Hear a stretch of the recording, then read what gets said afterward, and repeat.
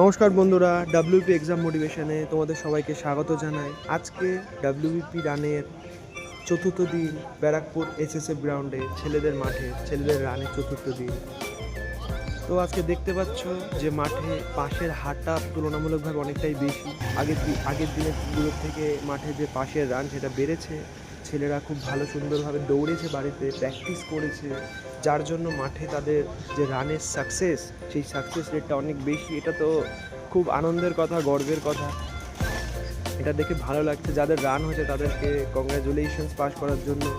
আর যাদের রান এখনও আছে তারা বাড়িতে ভালো করে প্র্যাকটিস করো যাতে রানটা ভালোভাবে উঠে যায়।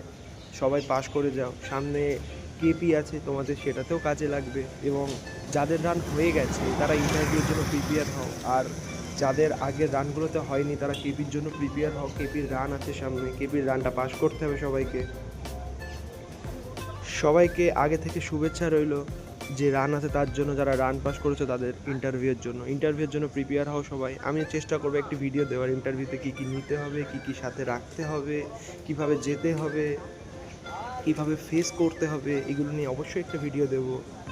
এই সম্পর্কে আরও তথ্য পাওয়ার জন্য অবশ্যই তোমরা এই চ্যানেলটা সাবস্ক্রাইব করে রাখবে, যাতে করে তোমরা আমার ভিডিওটা আসার সঙ্গে সঙ্গে দেখতে পাও নতুন করে।